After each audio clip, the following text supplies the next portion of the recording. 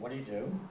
And says that the only way out of the water crisis is to have wild animals, and that means you have to have predatory animals like this in your ecosystem, otherwise it's not stable. And in the United States, she's writing, I can't speak about here in Holland, but in the United States, it means about 250 million beaver, 80 million buffalo, billions of prairie dogs, and say 20, 30 million alligators. And if you have those kind of animals in the ecosystem, then you can have proper water supply and proper ecosystem. Now that requires then the kind of technologies I've shown, which are ecosystem friendly, that are out in the open environment, not closed systems, and certainly not genetically engineered ones. That is, if you will, your ideal. That's what you want to try to achieve. And I think that would be interesting then if we could always target towards ultimately an animal-rich planet. That's the end of this particular PowerPoint. I can show some other toys if you like. I can also answer questions. I'll just make one maybe final remark. In the show here, why I'm really happy about this presentation of these areas, I can show something I'm doing in the Ruhr for the European Capital Culture, having to do with a problem they have, which is all these plants that grow in the reservoirs. And say we can make biogas out of it and have a bar and have beer or coffee or tea or whatever, all in refrigeration or in cooking with energy from the local lake. Now what I did find out was that all the plants in that lake, or those lakes in the Ruhr, they're actually reservoirs, Staudämme I guess you could say, are the same as plants in Afghanistan, here as I showed in the chart, and in the Aral Sea. And as you know, I did show the Aral Sea Basin, but now that is your production area, the Aral Sea Basin, or Urinal, for all the plants that could be turned into methane gas within that very local condition of the Aral Sea, which now is in crisis. The crises of today are avoidable by looking at the catchment, seeing where the nutrients go, and collecting the material, and working with the Bayesian concept of fat corner, and never mind depending or waiting for the big oil companies to do the job for you. Do it yourself. Okay, I'm pretty much done with my story. Yes? What is to prevent them from subverting this idea for their own use? The reason why it can't be done by them is something we're actually on point with in New Zealand, is they cannot operate on a local basis. They're simply not intellectually able to.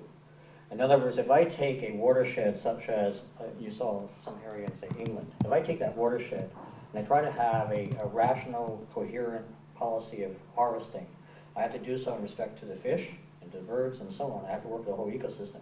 That knowledge is local knowledge. And that knowledge needs quite a number of factors of ecological thinking. I read this firsthand in New Zealand. If we work in, say, Palliser Bay or Wellington Harbour, we need to look at the whole ecosystem carefully and figure out how much we can remove from, say, the bay in a period of time. Same here. How much do you take out of the canal? That local knowledge is simply not possible within a multinational corporation. They are thinking basically how to go to Sakhalin Island and take out a raw thing. They're not thinking about, they can't think about the locality. That's my argument at least. Now, the oil company strategies at the moment by, say, Shell, as they evince in their ads, the new energy future, which is, well, new energy future anyway, is that they will have some genetic engineering and then have these vast farms of algae in these ponds, cement ponds, whatever, that will then be an enclosed system producing fuel. Well, item one, and many scientists know this, is extremely unstable and very, very dangerous to do. In other words, it's very easy for that population to be infected or become bacteria broken down or whatever. It's a very unstable thing to try to do, to have a monoculture like that in a tank or in a special kind of pond. Also, genetic engineering. This is a questionable thing. I mean, algae are very flexible anyway. The point is that what we're achieving in New Zealand is a recognition that in every bay, and there are some, say, 25 bays we've counted, you can have local energy production and pretty good yield. You can, especially in the reservoirs of the major river, the Waikato River. But the Maori Maori tribes there and so on are not going to let some oil company come in and say da-da-da-da. No, they're going to have it be done on a local basis, basin by basin, lake by lake, carefully with all the species and the birds and so on in account. That locality issue is what makes the oil companies unable to move in.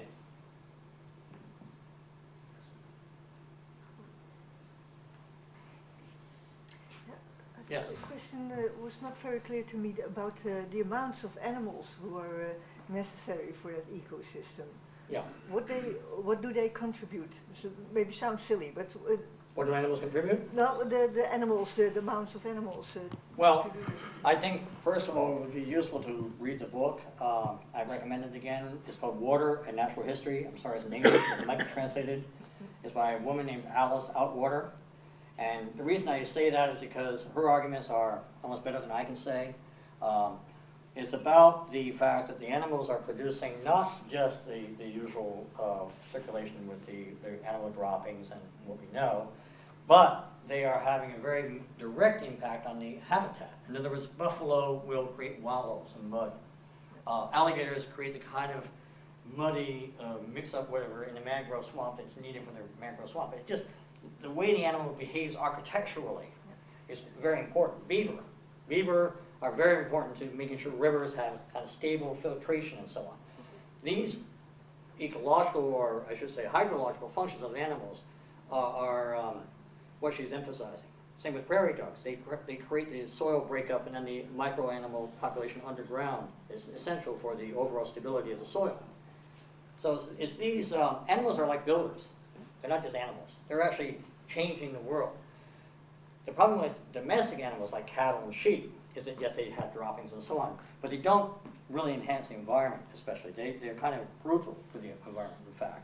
And I think you know very well that Afghanistan, or a lot of the Sahara, is due to domestic animal farming, and the fact that they take the plants out, but they don't really create proper habitat. So it's important to have wild animals in the wild nature, ideally with predatory animals to control them, than it is to have domestic animals like cattle and sheep. In fact, my big joke in New Zealand is they have these rules about what can come in, but they've already brought in, as you know, lots of cattle and sheep, and the countryside is looking more and more like Afghanistan because it's getting completely overgrazed. So the important thing is to have, as this woman writes, keystone species of animals. Again, wild animals, as we saw in the first cave art, they maybe have to be pursued by hunting. And I might say here that, you know, we talk about military architecture. The desire for young men especially, and young people in general, to go hunting or to kill is somehow honorable. We should not deny it. And the desire to go out and find an animal and kill the animal, or the desire to go out and do something else in territory, should not be repressed or say, oh, that's bad. No, that is in fact a normal human function in the wild landscape. And I would like to promote that. That means that in, say, Nebraska and the Great Plains of the USA, or in the Sahara, if we restore it, young kids, 20-year-old kids, whatever, are going out hunting animals to get the food that we need, as opposed to farming cattle and sheep, which are ruining the environment. There's a good scientific study in Australia that if they had kangaroo society as opposed to, say, sheep society, Australia would have very viable soil. It would actually have decent water supplies. It's just that you're using the wrong animals in the present outlying countryside. Holland's really lucky. You're at the delta of a big river system, or a series of rivers, so there's lots of nutrients. So you can kind of get away with having cattle and sheep and pigs and so on, but not the hillsides, no.